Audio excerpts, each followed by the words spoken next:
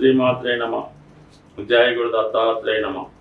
ఈ వీడియోలో మనం మకర రాశి వారికి 2025వ సంవత్సరం ఏప్రిల్ నెల మాస ఫలితాలు పరిశీలిద్దాం. మరి ఈ రాశి వారికి ఇంచుమించుగా ఈ నెల నుంచి కొత్త జీవితం ప్రారంభమైనట్టే. అన్ని గ్రహాలు ఇంచుమించుగా శుభస్థానాల్లో ఉండగా ఈ రాశి వారికి ఈ నెల ప్రారంభమైంది. ముఖ్యంగా శని భగవానుడు తృతీయ స్థాన సంచారం, అంటే జీవితంలో మళ్ళా వీళ్ళకి సుమారు 27.5 సంవత్సరాల తర్వాత ఈ శని భగవానుడు అనుకూలమైన స్థానంలోకి రావడం జరిగింది. సో దాంతోపాటు రావటమే అక్కడ ఉన్నటువంటి 4 గ్రహాలతో కలియడం జరిగింది. అంటే ముఖ్యంగా శని రాహుతో కలియడం వల్ల ఎవరైతే సాఫ్ట్వేర్ రంగంలో కానీ మీడియా, సినిమా, టీవీ రంగంలో ప్రవేశిద్దాం అనుకున్నారో వారికి కొత్త అవకాశాలు రావడం జరుగుతుంది.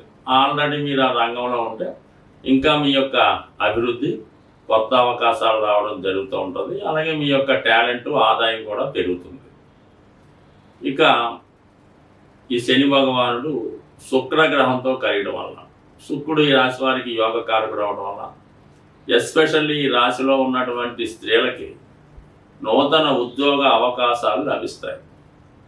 వీళ్ళు ఏ రంగంలో ఉన్నా, అటు సినిమా రంగంలో ఉన్నా, మీడియాలో ఉన్నా, సినిమా ఫీల్డ్లో ఉన్నా, రాజకీయ రంగంలో ఉన్నా వారికి ఏదో ఒక నామినేటెడ్ పోస్టో, అధికార పదవో లభించే అవకాశం ఉంది. మొత్తం మీద వారు వెలుగులోకి వస్తారు, చాలా అభిమానులు పెరుగుతారు, ఎక్కడికి వెళ్ళినా మంచి హోదా పెరుగుతుంది. అలాగే మిగతా విషయాల్లో కూడా మొత్తం మీద ఇది స్త్రీలకు బాగా అదృష్టం కలిసి వస్తుంది. స్వభావ సిద్ధంగా మీకు మగవారికి ఏంటంటే మీ కుటుంబంలో స్త్రీకి, భార్యకో, కుమార్తెకో, కోడలకో, మదర్కో గొప్ప పదవి రావడం జరుగుతుంది. దాంతోపాటు అంటే ఇక్కడ మీ కుటుంబ హోదా పెరుగుతుంది, ఆర్థిక పరిస్థితి కూడా బాగుంటుంది. అలాగే జీవన విధానంలో మార్పు రావడం జరుగుతుంటుంది. అంటే అప్పటిదాకా ఏదో ఆర్డినరీ వెహికల్స్తో ప్రయాణం చేస్తున్న మీరు ఒక ఖరీదైనటువంటి వాహనాల్లో ప్రయాణం చేయడం, సర్కిల్ కూడా మారుతుంది, ఫ్రెండ్ సర్కిల్ కూడా మారుతుంది. ఇక దాని తర్వాత ఇంకా ఇంపార్టెంట్గా రవి బుధ కలయిక. ఒక విధంగా అష్టమాధిపతి అయినప్పటికీ కూడా రవి తృతీయ స్థాన సంచారంలో మీకు శత్రువులు మిత్రులుగా మారుతారు. గతంలో మిమ్మల్ని ఇబ్బంది పెట్టిన వాళ్ళు, అసహించుకున్న వాళ్ళే తిరిగి మీ యొక్క స్నేహాన్ని కోరుతారు, మీ అభివృద్ధికి సహకరిస్తారు. అంటే దూరమైనటువంటి బంధుమిత్రులు, అధికారులు తిరిగి కలుసుకుంటారు. వాళ్ళు కూడా మీ గ్రూపులో చేరి మీ యొక్క అభివృద్ధికి సహకరిస్తారు. ఇది విద్యార్థులకి చాలా గొప్ప అవకాశాలను తీసుకురావడం జరుగుతూ ఉంటుంది. ఇక్కడ ఈ శుక్ర, బుధ, రవి గ్రహాల కలయిక తృతీయ స్థానమే ఏదన్నా స్టార్టింగ్, మనసులో ఒక ఆలోచన, దాన్ని విజయం వైపు పరిగెత్తించడానికి, దాన్ని పదే పదే ప్రయత్నం చేయడానికి 3వ స్థానం కారణమవుతుంటుంది. అందువల్ల విద్యార్థులు ఏదైనా పోటీ పరీక్షలో, ఉన్నత విద్యలో, అంటే ఏదన్నా మెడికల్ ఎంట్రన్స్లో, ఐఐటి ఎంట్రన్స్లో కోరుకొని ఉంటే వారికి మంచి అవకాశాలు ఈ సమయంలో రావడం జరుగుతూ ఉంటుంది. సో ఇక మిగతా గ్రహాలు ఉన్నప్పుడు గురుగ్రహం ఒక విధంగా గురువు ఈ రాశి వారికి చాలా అనుకూలంగా రావడం జరిగింది. అంటే పంచమ స్థానం అన్నది పూర్వపుణ్య స్థానం కాబట్టి గత జన్మలో చేసినటువంటి పుణ్య ఫలితాలు మీకు మీ సంతానం రూపంలో రావచ్చు, లేదంటే మీకు ఉన్నటువంటి హాబీస్, ప్రయత్నాల ద్వారా రావచ్చు. అలాగే పంచమంలో ఉన్నటువంటి గురువు మంచి ఆలోచనలు ఇస్తూ ఉంటాడు. భాగ్య దృష్టితో రాశిని వీక్షించడం వల్ల మిమ్మల్ని మీరు చాలా జాగ్రత్తగా కాపాడుకుంటూ, మీలో ఉన్నటువంటి చారిటీ, అలాగే సంస్కారాన్ని కాపాడుకుంటూ మిమ్మల్ని మీరు అభివృద్ధి పరుచుకుంటూ ఉంటారు. అంటే ఒక మంచి పేరు వచ్చే విధంగా కాపాడుకుంటూ ఉంటారు. మంచి అలవాట్లు, మంచి ఆలోచనలు వస్తూ ఉంటాయి. అంటే ఒక గౌరవప్రదంగా కనబడుతూ ఉంటారు సమాజానికి. విద్యార్థులు చాలా క్రమశిక్షణతో మెలుగుతారు. ఇవన్నీ కూడా గురుబలం జాతకుడికి ఉండడం, అంటే పూర్వపుణ్యం జనరేట్ అవ్వడం, శని భగవానుడు మంచి స్థానంలోకి రావడం, ముఖ్యంగా కుజుడు 7వ స్థానంలోకి రావడం వల్ల జాతకుడిని క్రమశిక్షణతో పెడుతుంది. చిన్న చిన్నగా మీకు ఇబ్బంది పెట్టేవారు కానీ, మీ పార్ట్నర్స్ కానీ ఎవరైనా ఇబ్బంది పెడుతుంటే వారి జీవితంలో పక్కగా తప్పుకొని మీరు మళ్ళా కొత్త జీవితం ప్రవేశించగా కొత్త పరిచయాలు, కొత్త సంబంధాలు ఏర్పడే అవకాశం ఉంది. బట్ ఏదైనా ఈ మకర రాశి వారికి ఒక కొత్త లైఫ్ ప్రారంభం జరిగింది. అది ఏ దశలో ఉన్నా, ఏ ఏజ్లో ఉన్నా వారి వారి స్థాయిని బట్టి కొత్తగా మీ లైఫ్ ఇక్కడ నుంచి ప్రారంభమై చాలా కాలం పాటు ఇది అభివృద్ధికరంగా సాగే అవకాశం ఉంది. జీవితంలో ఓడిపోయినవన్నీ తిరిగి సంపాదించుకునే విధంగా ఈ నెల నుంచి మీ ప్రయత్నాలు ప్రారంభమవుతాయి.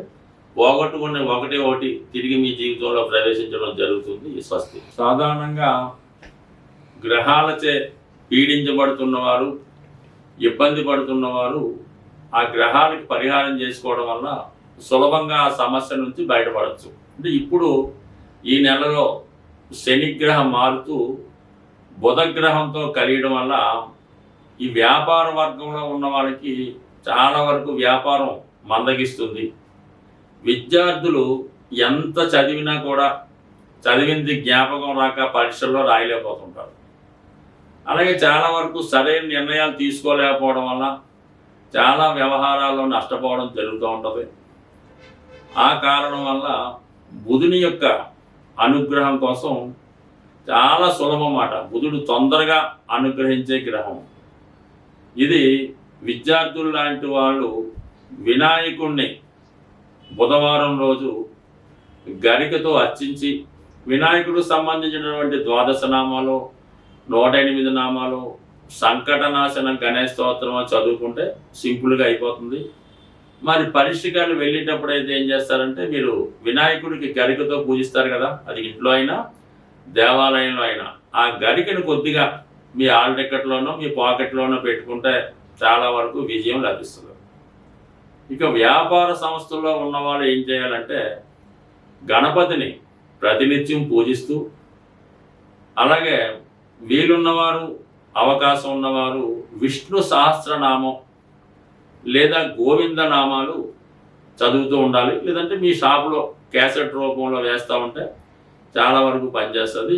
మీరు అటు వ్యాపారస్తులు, ఆర్థిక సమస్యలతో ఉన్నవాళ్ళు బుధవారం రోజు విఘ్నేశ్వరుడి ఆలయంలో అటుకులు ఉంటాయి కదా, కొద్ది గట్టి అటుకులు లాంటివి 1 కిలో తీసుకోవడం, బెల్లం గుండగా చేసి 1 కిలో అందులో కలిపి మరి పిల్లలు పంచిపెట్టే ప్రసాదంలాగా వినాయకుడికి నైవేద్యంగా పెట్టి వచ్చిన భక్తులకి పంచిపెట్టడం వల్ల కేవలం మీరు ఒక 3 వారాలు చేసి చూడండి, అద్భుతంగా మీకు ఉన్నటువంటి మొత్తం సమస్యలు ఆర్థిక పరమైనవి పరిష్కారం అవడం జరుగుతూ ఉంటుంది.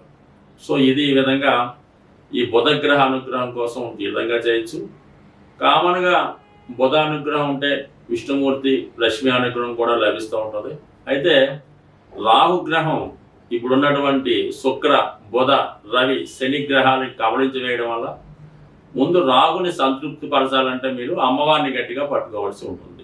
ఏదో ఒక వారం ఏదన్నా అమ్మవారి ఆలయంలో దర్శించి అమ్మవారికి శక్తి ఉన్నవారు ఒక నిమ్మకాయ దండ వేయండి, లేనివారు ఒక 4 నిమ్మకాయలు అమ్మవారికి అమ్మవారి ఆలయంలో ఇవ్వడం వల్ల అమ్మవారి యొక్క అనుగ్రహం దొరికిందంటే ఇంకా ఆటోమేటిక్గా మొత్తం అంతా కూడా సమస్య పరిష్కారం అవుతూ ఉంటుంది. ఇవన్నీ చేయలేని వారు మరి శనిగ్రహ అనుగ్రహం కోసం ఓం నమశివాయ అనే శివ పంచాక్షరీయ నామాన్ని ప్రతిరోజు 1008 సార్లు మీరు ఏ విధంగా ఉన్నా మనసులో చేసుకోండి. అన్ని సమస్యల నుంచి బయటపడతారు. స్వస్తి.